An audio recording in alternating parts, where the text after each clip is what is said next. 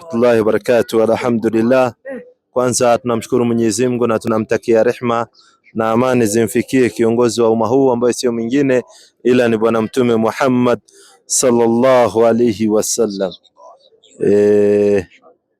Nadhani mchungaji na haya, mimi wananiita Salim. Wewe wanakuitaje? Mimi naitwa Molka David. Molka David. Muislamu Mkristo? Ni Mkristo. Asante sana. Na mimi ni Muislamu. Je, swali gani ungekuwa inakusumbua ungependa kujua kuhusiana na Uislamu? Nilikuwa nauliza mbona nyinyi mna celebrate Christmas the same day na Christians? Waislamu kwa nini hatu celebrate Christmas the same day na Christian? First of all, what is Christmas? Hatujajua vizuri sisi Waislamu. Hii Christmas ni nini? Mna celebrate kuhusu nini? Christmas kama sisi wa Kristo tunaamini hiyo siku Yesu alizaliwa. So nyinyi mnaamini Christmas ni siku aliyezaliwa Yesu. Lao ingekuwa ni siku amezaliwa Yesu, basi sisi Waislamu tungelikuwa tunasherehekea na nyinyi. Lakini Christmas waliyekuambia ni Yesu amezaliwa, kwanza walikudanganya. Kwa sababu Christmas ni mtu aliachiliwa kutoka gerezani, alikuwa ni mfalme, akaachiliwa kutoka gerezani, akatoka gerezani. So watu wake wakafurahia kwa sababu mfungwa wao au kiongozi wao ameachiliwa kutoka gerezani, wala si kuzaliwa kwa Yesu. Kwa mujibu wa Biblia 52:31 Yeremia, muonyeshe aone nini kilichotokea. Hata ikawa katika mwaka wa 37 wa kuhamishwa kwake Yehoyakini mfalme wa Yuda. Ilikuwa ni mwaka wa 37 wa kuhamishwa kwake Yehoyakini ambao alikuwa ni mfalme wa Yuda. Katika mwezi wa 12. Ilikuwa ni 12 Disemba, mwezi wa 12. Sikiza, ilikuwa siku gani? Siku ya 25 ya mwezi. Tena ilikuwa 25th Disemba. Nini kilichotokea? Evil-Merodaki mfalme wa Babeli katika mwaka wa kwanza wa kumiliki kwake akamuinua kichwa chake Yehoyakini mfalme wa Yuda akamtoa gerezani.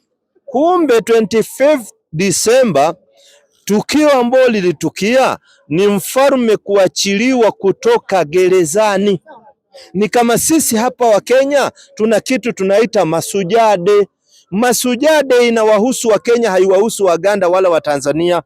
Kwa sababu masujade tunakumbuka 7 Kapenguria venye waliachiliwa. Sasa nayo 25 December ni mfungwa aliachiliwa huko. Sasa hakuhusu wewe, sio kuzaliwa kwa Yesu. Kwa sababu kama ni kuzaliwa kwa Yesu, Biblia inasemaje? 1:26 kitabu cha Mathayo. Luka 1:26. Tusaidie katika Luka 1:26. Walikudanganya sana. Kwa kweli sisi tunaamini hivyo. Mnaamini, lakini walikudanganya ni kuzaliwa kwa Yesu, wakati wangekuambia ni mtu aliachiliwa kutoka gerezani. Sasa mbona they lie to you kukuambia hii ni kuzaliwa kwa Yesu, wakati si kuzaliwa kwa Yesu. Yesu hakuzaliwa 25th December. There is no any record ambayo inasema Jesus Christ was born in 25th December. Hakuna. There isn't. Lakini tunapata record ambao ni mtu aliachiliwa kutoka gerezani, iko hiyo record. Na kama Yesu kazaliwa, sikiza, alizaliwa mwezi gani? Inasema mwalimu wangu mwezi wa 6 malaika Gabriel alitumwa na Mungu kwenda mpaka mji wa Galilaya. Sikiza vizuri, mwezi wa 6 ndio malaika anatumwa na Mungu kwenda Galilaya, mwezi wa 6. Jina lake Nazareti. Kwa mwanamwali bikira alikuwa ameposwa na mtu jina lake Yusufu wa mbari ya Daudi. Na jina lake bikira huyo ni Mariam. Akaingia nyumbani kwake akasema, salam, uliyepewa neema, Bwana yu pamoja nawe. Naye akafadhaika sana kwa ajili ya maneno yake. Akawaza moyoni, salamu hii ni ya namna gani?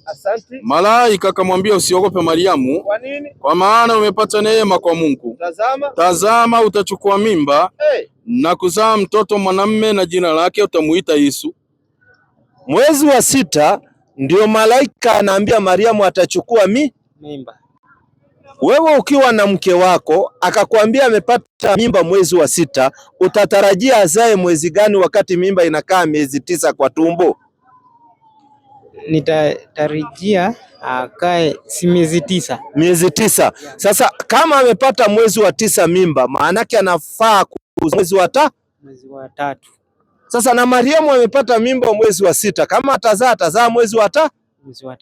Wa 3. Sasa wewe unasherekea opposite, kitu ambacho hakuna. Na pili, hakuna mambo ya kusherekea birthday za watu. Kusherekea kuzaliwa kwa Yesu ni haramu, haiko katika vitabu. Kwa sababu lau kungekuwa kuna kusherekea kwa Yesu, wanafunzi wake wangesherekea kuzaliwa kwa Yesu. Lakini there is no any record ambao wanafunzi wa Yesu walisherekea kuzaliwa kwa Yesu. Hakuna any record. Paulo walipokuja, ambao nyinyi mnamwamini sana Paulo kwa sababu ndiye ameleta Ukristo, hakuna mahali alipatikana pia naye akisherekea Krismasi. Hakuna. So Krismasi ni kitu hakuna, ni fabrication, ni kitu imefabriketiwa. Na Krismasi imewekwa kwa nini? Krismasi ni ya wafanyabiashara kupata pesa. Siku ya Krismasi ndio watu wanauza keki, siku ya Krismasi ndio watu wanauza pombe kwa wingi. Ukienda buruari wanakuambia Krismasi tunamwaga makreti za pombe. So Krismasi ndio the business people wanapata pesa.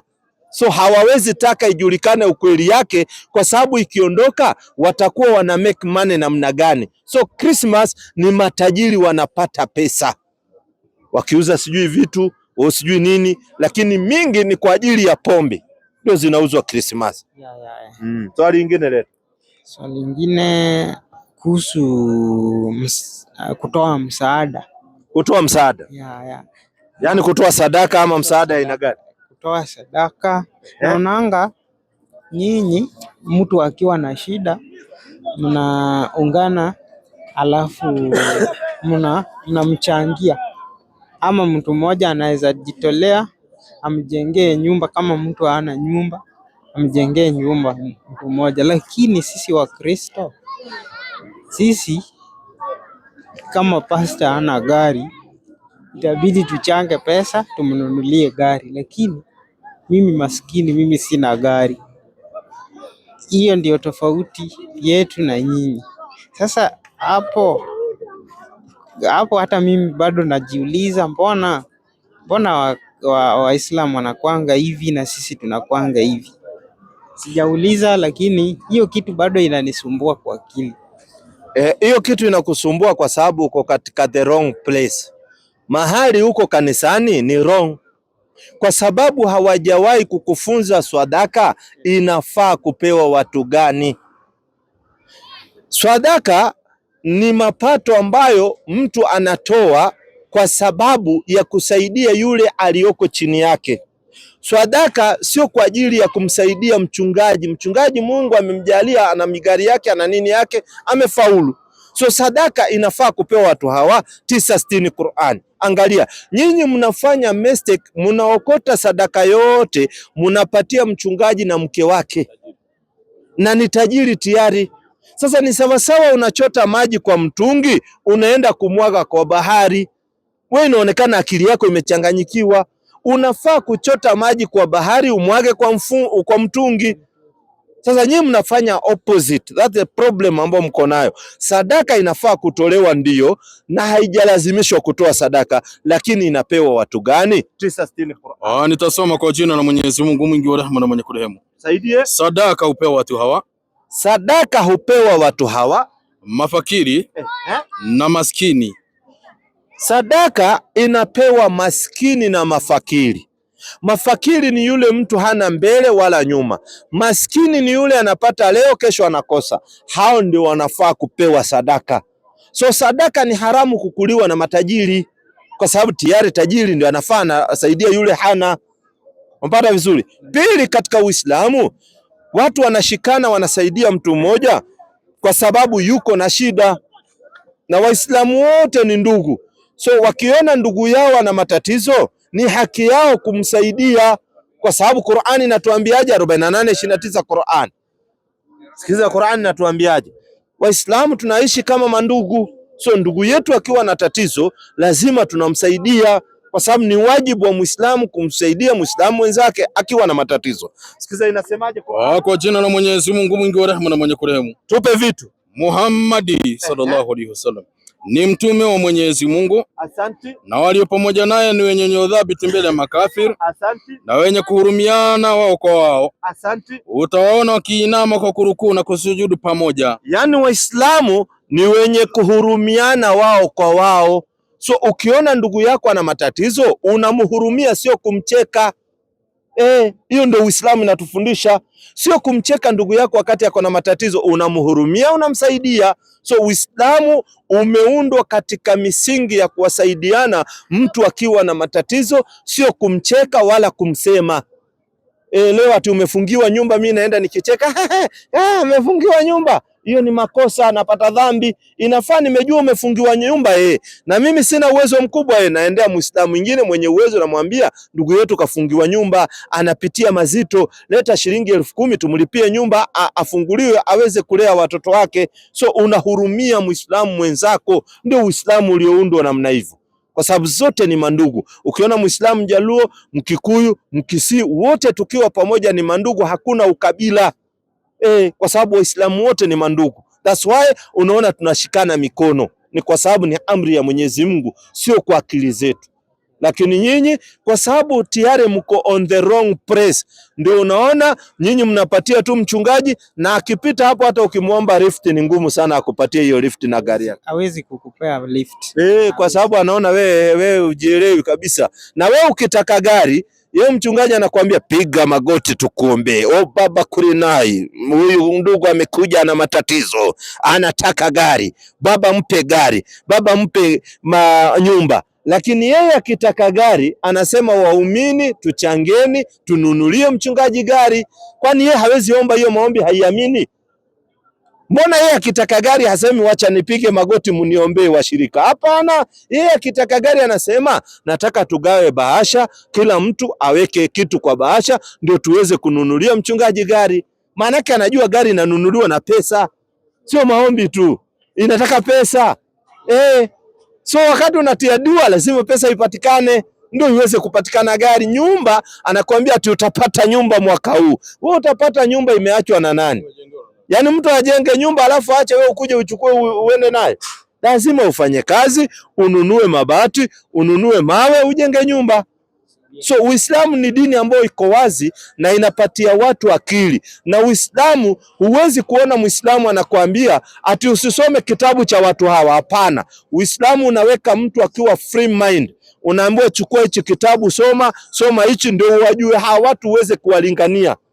Leo siwezi kusimama kuwalingania Wakristo kama sijaisoma Biblia nikajua namna hawa wanavyoamini ndio uweze kumlingania mtu. So Uislamu ni free, na kutoa sadaka inafaa uwapatie wale wanyonge, sio matajiri. Si ndio? Hata Biblia inasemaje? Marko 14 nianzie 14 kama sijakosea, Marko 14 nianzie. Marko tuisikie nayo inatuambia kitu gani. Lakini nyinyi mimi hata siwalaumu. Nyinyi naona tu ni innocent inheritor. Yaani nyinyi you just inherit hii kitu kutoka kwa wale wakubwa wenu. Nyinyi ni innocent. Sikiza inasemaje? 14 inasema. Na popote atakapoingia mwambieni mwenye nyumba, mwalimu asema, kiwapi chumba changu cha wageni? 14:13 nianzie hapo kwanza. Akatuma watu wawili katika wanafunzi wake. Na nitoka ama 13. Hebu rudi nyuma kidogo tu nipate kama sio hiyo tu nini. Uko Marko ama Luka?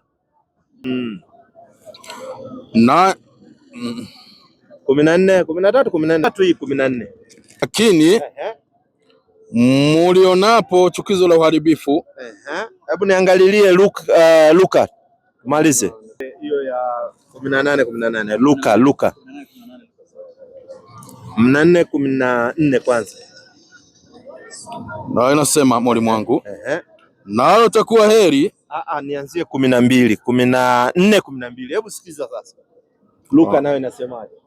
Akamwambia na yule aliyemwalika, asante, ufanyapo chakula cha mchana au cha jioni. Sikiza, Biblia inasema hata wakati unafanya chakula cha mchana au cha jioni ufanye nini? Usiwaite rafiki zako. Usiende kuwaita marafiki zako ambao mnafanya nao kazi, wana uwezo wa kununua chakula. Yaani wewe ukifanya hiyo unaenda kuita tu marafiki zako. Sikiza, wala ndugu zako ambao wana uwezo usiwaite. Sikiza, wala jamaa zako, wala jirani zako wenye mali usiwaite katika mkutano unapoandaa kitu. Sikiza habari, wao wasija wakakualika wewe ukapata malipo. Bali ufanyapo karamu waita maskini. Bali unapofanya karamu waite maskini. Vilema, unatafuta vilema unawaita. Viwete, na unaita viwete. Vipofu, na unaita vipofu. Nayo utakuwa heri kwa kuwa hao hawana cha kukulipa. Unasikia, unaita wale wanyonge kwa sababu hawatakulipa, lakini ukiita tajiri kesho atakuita na wewe akulipe hiyo malipo ulipomuita. So hata wakati unafanya karamu, wewe umepata pesa, mashallah, unataka kufanya kapati kako, hiyo upate, unaambiwa usiite wale matajiri kwa sababu kesho watakuita. Tafuta maskini na vilema na nini uwapatie, kwa sababu kesho wale maskini hawana ya kukulipa. Malizia. Naendelea kusema mwalimu wangu, hawana cha kukulipa. Basi nayo takuwa heri kwa kuwa hao hawana cha kukulipa. Kwa maana utalipwa katika ufufuo wa wenye haki. Kumbe ukilisha maskini ukalisha kiwete utalipwa siku ya kufufuliwa. Na hiyo ndio unasikia unaambiwa ingia peponi kwa sababu ulifanya vizuri. Lakini wewe ukifanya karamu unaita tu matajiri, kesho watakuita mlipishane hapa mmalizane. Na nipata vizuri. So nyinyi wakati mnatoa sadaka inafaa wewe mwenyewe uende usaidie wale ambao hawajiwezi. Wachana na mchungaji atembea na vitu vikubwa, mwache tu vile. Yeye pia anafaa kutoa, apatie maskini kwa sababu yeye anazo. Unajua shida mliowekwa ni kwamba ati mchungaji ana baraka. Mchungaji ana baraka yoyote? Anaye baraka ni wazazi wako kama wako hai. Na wao Mungu ndiye anabariki kupitia wazazi. Manake mzazi akiinua mikono hivi akuombee dua, hiyo dua inaenda haina pasia.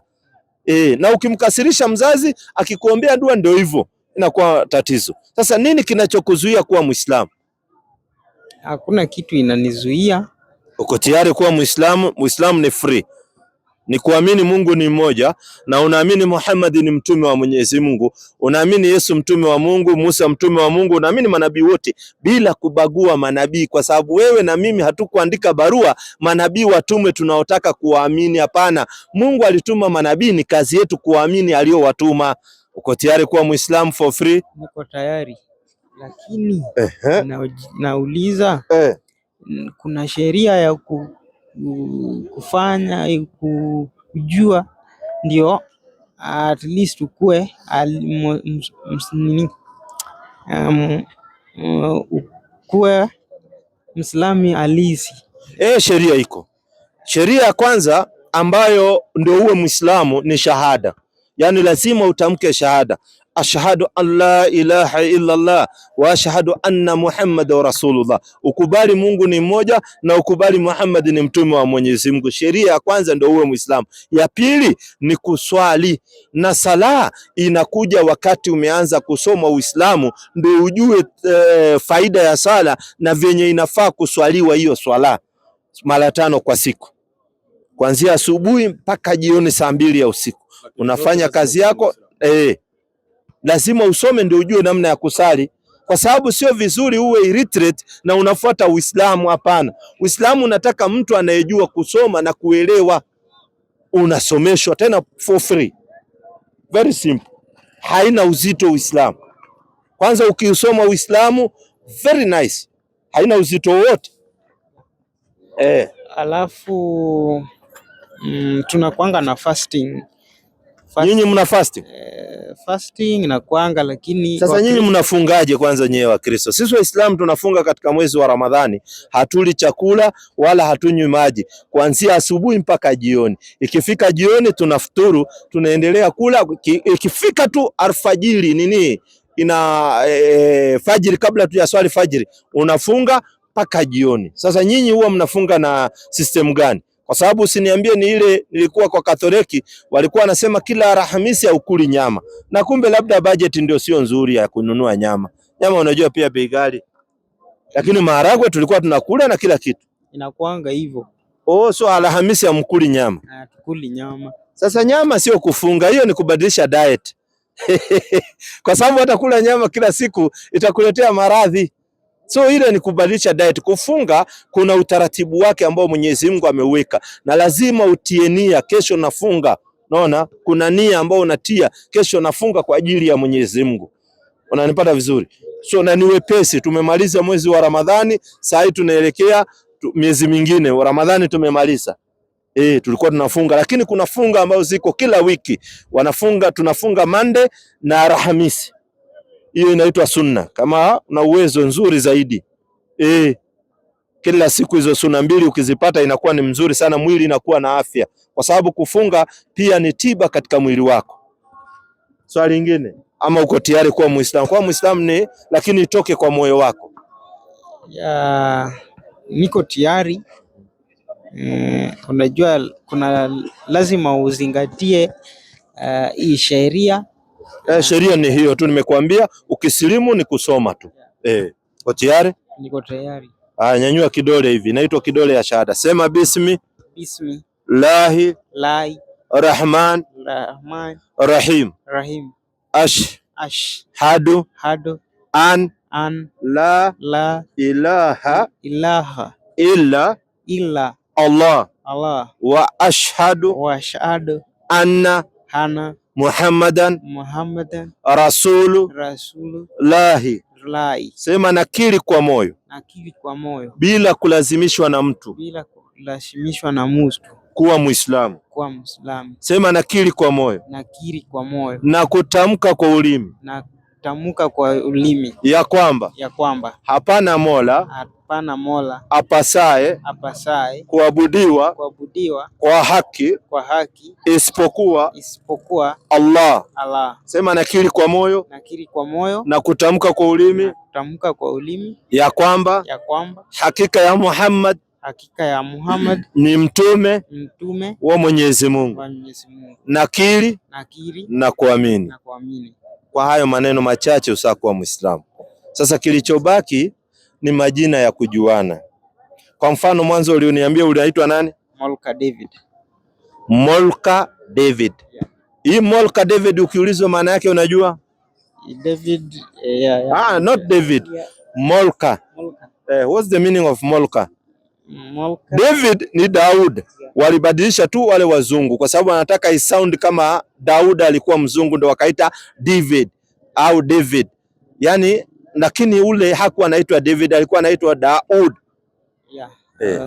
Sasa ungependa jina gani katika Uislamu? Kuna majina ya kujuana. Unataka uitwe Daud ama unataka uitwe Suleiman au unataka uitwe Isa au unataka uitwe Muhammad au unataka uitwe Bilal au unataka uitwe gani? Ibrahim. Tunachukua majina ya manabii kwa sababu walikuwa waja wema. Wewe ungependa gani? Ibrahim. Mashaallah. Karibu sana. Muone huyu kijana anaitwa Ali, umpatie namba ya simu na tujue venye tutaconnect uanze masomo, kwa sababu Uislamu ni kusoma na kujua.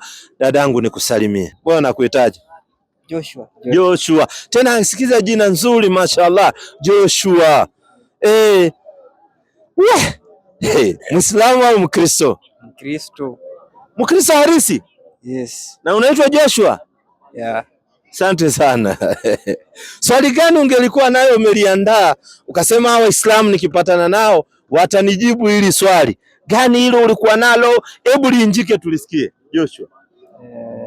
Swali langu naam ni je, Uislamu inamtambua Yesu?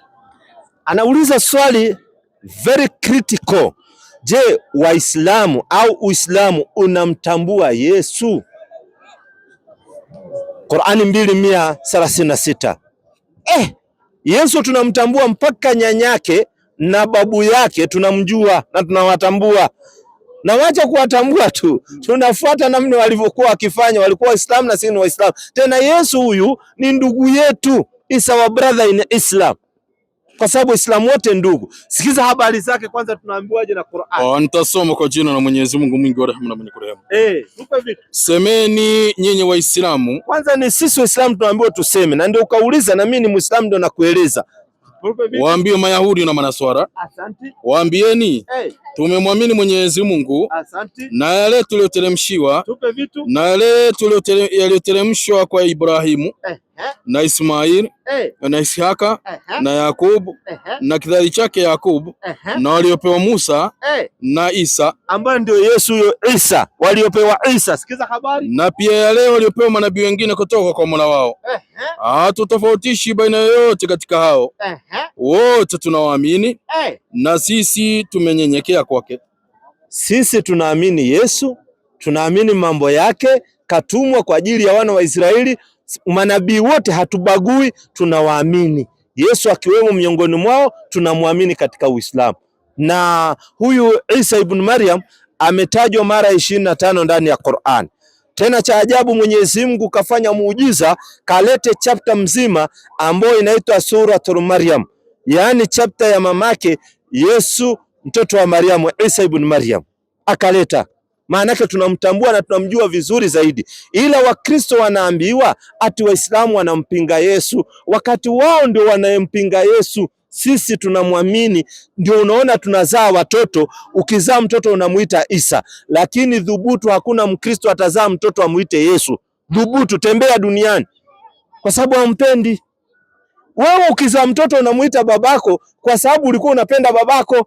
Sisi tunazaa watoto tunawaita Isa kwa sababu tunampenda huyu Isa. Tunazaa watoto tunaita Muhammad kwa sababu tunampenda Muhammad.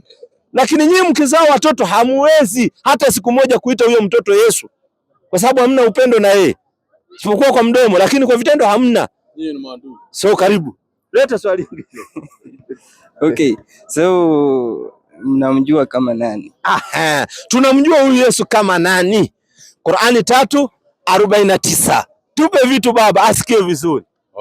Kwa jina la Mwenyezi Mungu mwingi wa rehema na mwenye kurehemu. Anza 45 ndio tumpeleke mpola mpola. Waganda wanasema mpola mpola.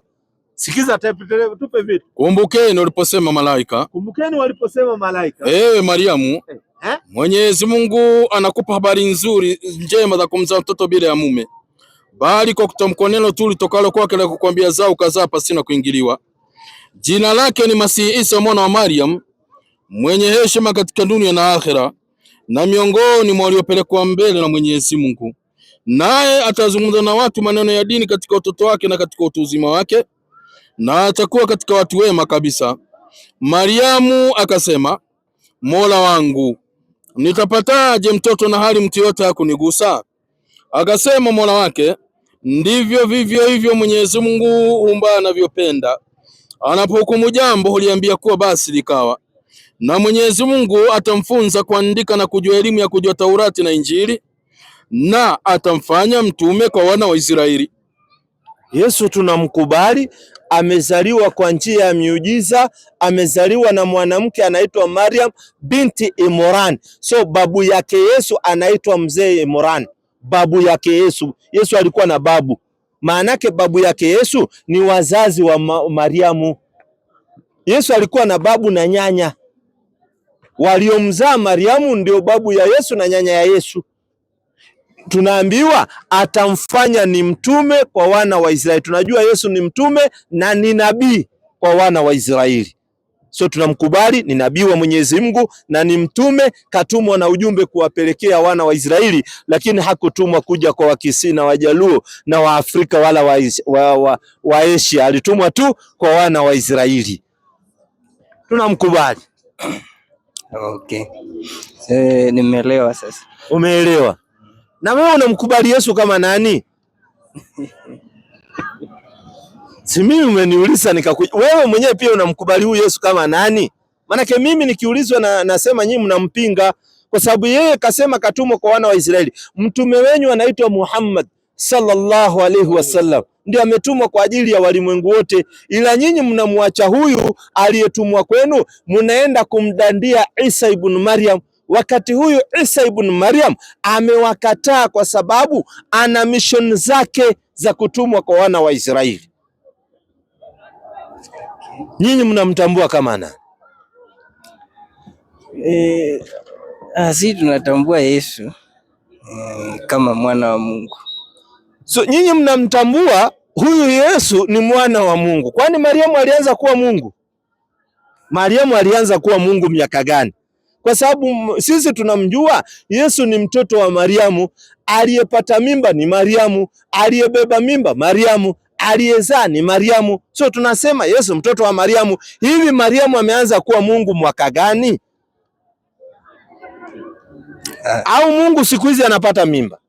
Hapana. So Mungu hapati mimba. So aliyepata mimba ni Mariamu. Na aliyeenda kujifungua mtoto ni Mariamu. So huyu ni mtoto wa Mariamu, mbona mnamnyang'anya mamake? Aliyekufunza Yesu mtoto wa Mungu nani huyu? Au mchungaji?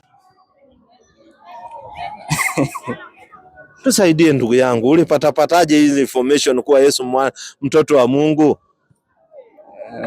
Hapana, nimekuwa nikijua tu hivyo. Ulikuwa ukijua hivyo? Biblia inakataa. Sikiza inasemaje? 6:3 Marko, tupe vitu baba.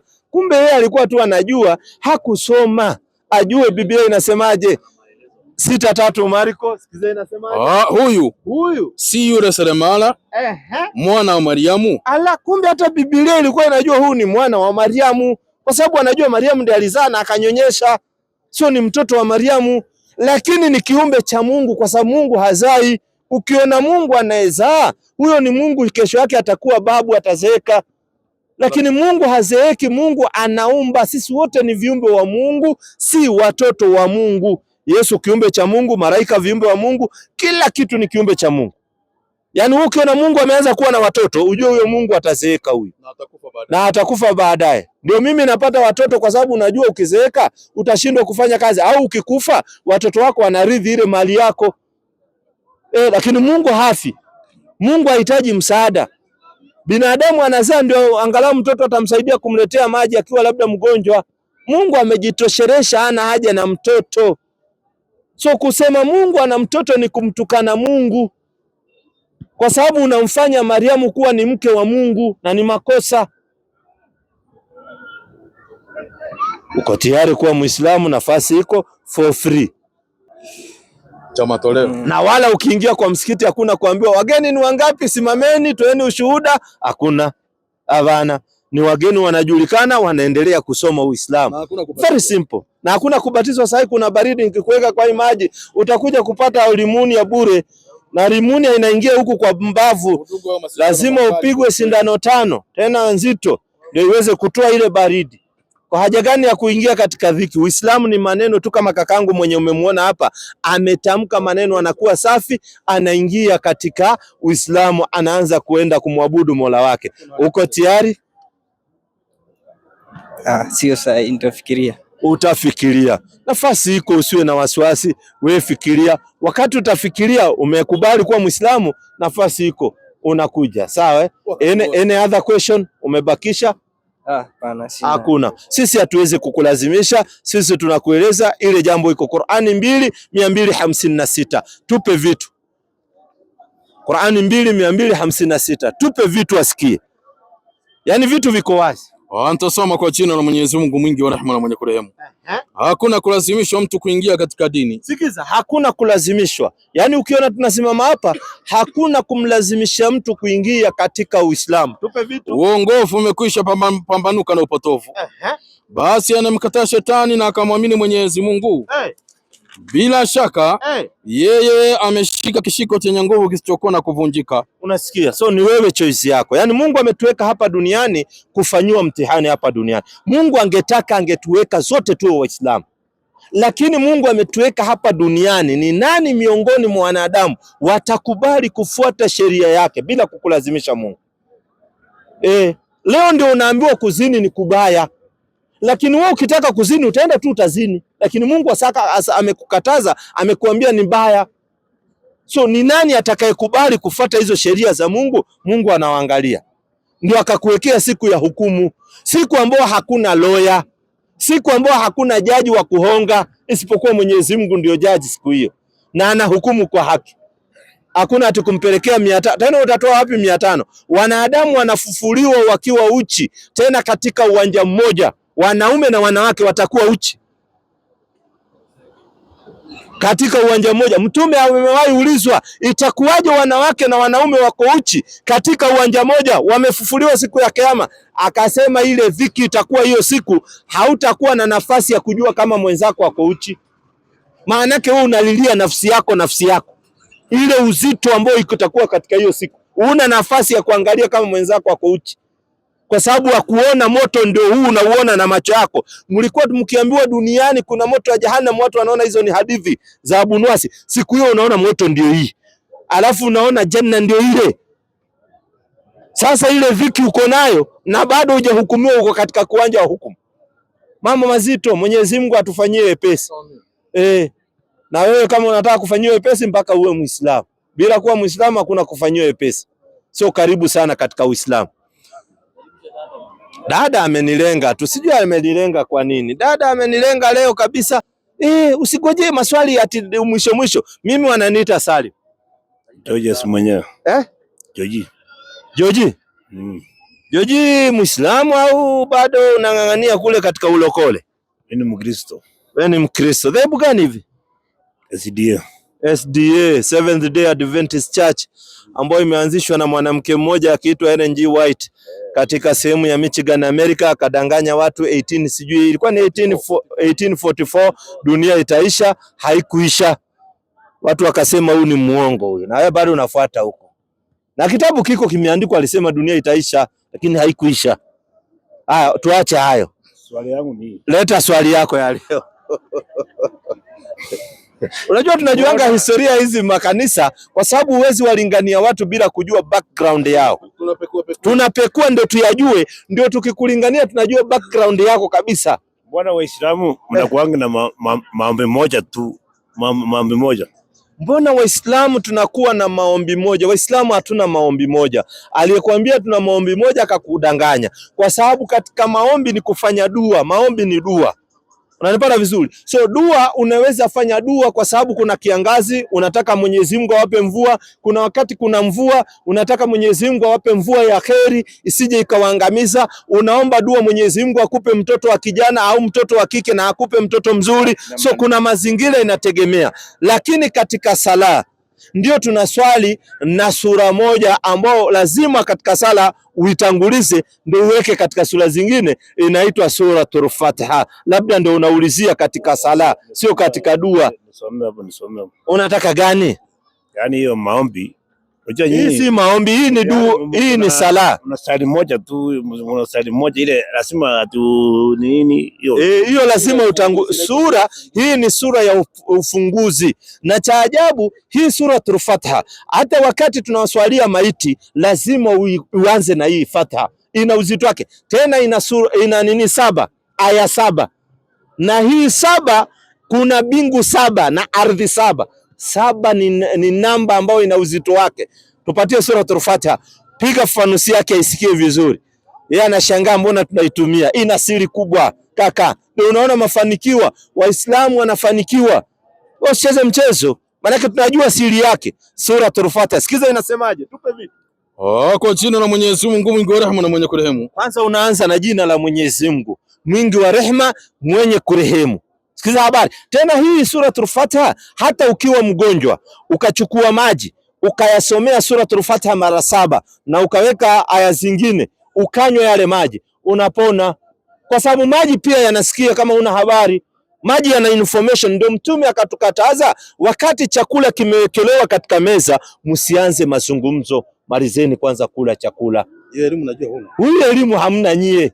Wala kulalamika pale. Yale maji yanachukua information. Wanasayansi katika karne ya 21 ndio wamekuja kugundua, wakati sisi tumeambiwa karne ya 7 na Bwana Mtume Muhammad sallallahu alaihi wasallam. Maji yenyewe ina uzito wake, anasikia. Tupe vitu baba. Shukrani zote anastahiki Mwenyezi Mungu Mola wa ulimwengu wote. Sikiza, tunaanza shukrani zote anastahiki Mwenyezi Mungu muumba wa kila kitu, ndiye anafaa kushukuriwa. Tupe vitu. Mwenye kuneemesha neema kubwa kubwa na mwenye kuneemesha neema ndogo ndogo. Sikiza, Mwenyezi Mungu ndiye ananeemesha neema zote. Unanipata? Hakuna neema utapata mtu ako nayo hajaneemeshwa na Mwenyezi Mungu. Wewe unaweza dhani huna neema, uko na neema ya macho ya kuona. Leo macho yakipotea ndio utajua ilikuwa ni neema. Tunamshukuru, tupe vitu. Mwenye kumiliki siku ya malipo, na tena Mungu ndio mwenye kumiliki siku ya malipo. Wewe tu ndiye tunayekuabudu na wewe tu ndiye tunayekuomba msaada. Tunamwambia wewe Mungu ndiye tunayekuabudu na wewe peke yake Mungu ndiye tunayekuomba msaada. Hatuombi msaada binadamu, tunakuomba ya Rabbi, ya Allah. Sikiza habari, tuongoze njia iliyonyooka. Kwanza wewe Mwenyezi Mungu ndio huwaongoza wanadamu, tuongoze katika njia iliyonyooka. Tupe vitu. Njia ya wale uliowaneemesha, sio ya wale waliokasirikiwa, wale ya wale waliopotea. Tena tunataka njia ya wale Mungu amewaneemesha, sio ya wale wamekasirikiwa. Kuna watu Mungu aliwaneemesha, walikuwa na mali, walikuwa na afya katika ardhi ya Mwenyezi Mungu, walikuwa ni watu wa kufanya ibada. Tunataka tuneemeshwe katika njia ya wale walioneemeshwa na Mwenyezi Mungu, sio ya wale ambao Mwenyezi Mungu amewakasirikia. Sasa hii tatizo liko wapi shehe? Tunamuomba Mola wetu atufanyie pesi, atuongoze katika njia iliyonyooka.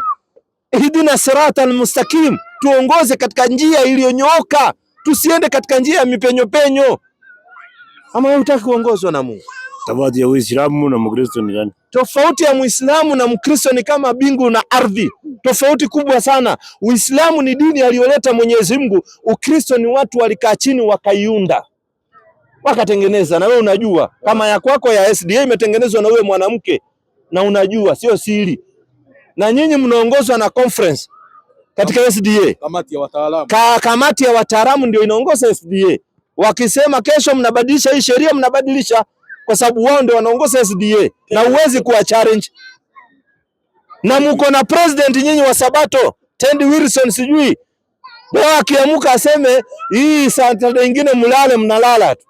So kuna tofauti kubwa ya Uislamu na Ukristo. Qur'ani 3:85, sikiza vitu. Msabato sasa kwanza mmegawanyika, mmekuwa na wasabato wengine. Ile tu kitu mnafanya kwanza, mtependi kula nyama, ila nyama kuzoea sio mzuri. Hapo kidogo mnajaribu kubahatisha na mkunywi majani chai na wananga mnakunywa maji na soya. Soya unaona kwa raha, sio makosa, hiyo ni mimea Mungu ameweka. Amara vizuri hamtaki nini, mnasema iko na kafeini na nini, hiyo haina nini. Lakini kama hamtakuwa Waislamu hamna bahati. Qur'ani 3:85. Nitasoma kwa jina la Mwenyezi Mungu mwingi wa mwenye kurehemu na mwenye kurehemu.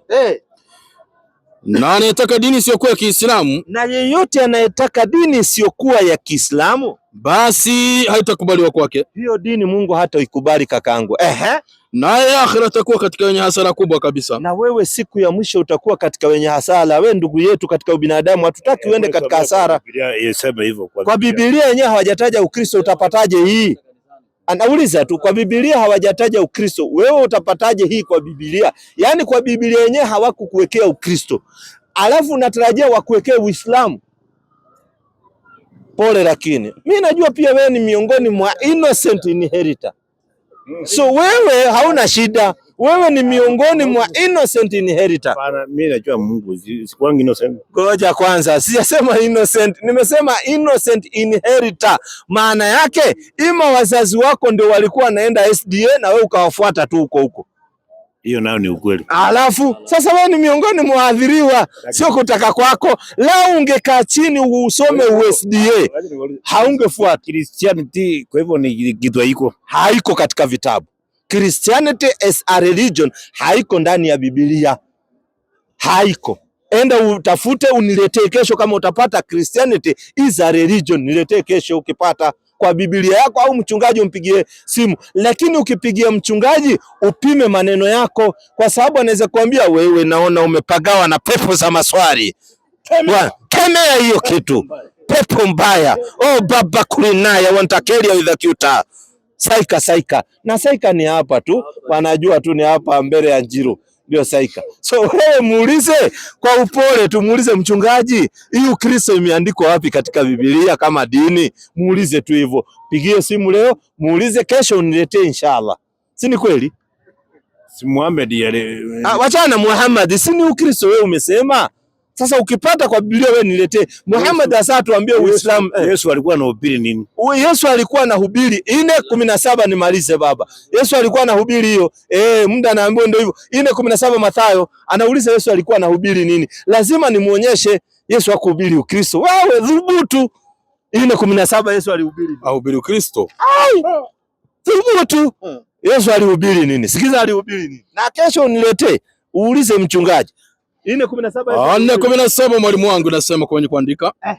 Tokea wakati huo Yesu alianza kuhubiri. Na huyo ameuliza Yesu alihubiri nini? Sikiza alihubiri nini? Yesu alianza kuhubiri na kusema tubuni, tubuni kwa maana ufalme wa mbinguni umekaribia. Yesu alihubiri watu watubu. Sio yeye ati amekuja kubebea watu dhambi. Hapana, anaambia watu nyinyi mtubu kwa Mungu. Yaani kwa sababu ufalme wa Mungu unakaribia. So Yesu alichokihubiri ni watu walete tauba kwa Mwenyezi Mungu. Kwa hivyo nikifuata Yesu sina makosa. Ukifuata Yesu lazima uwe Muislamu. Yesu ni Muislamu. Kwa sababu ni Muislamu ndugu yetu. Sasa wewe utafuataje Muislamu alafu wewe sio Muislamu? Sasa njoo kesho kwa sababu muda naambiwa umeisha. Tunaenda kwa msikiti. Wewe nilikwambia ukija wakati wote lakini usigojee mataimu ikiisha. Ukija wakati wote mapema niambie na swali ninakupa. Maana wewe naona ni Muislamu tarajiwa. Sasa mzee wangu leo hatutaweza, tunakimbia kuswali. Enda ukuje kesho mapema. Kesho. Mimi najua lakini kesho inshallah tupataneni kesho. Hadha, assalamu alaykum warahmatullahi wabarakatuh.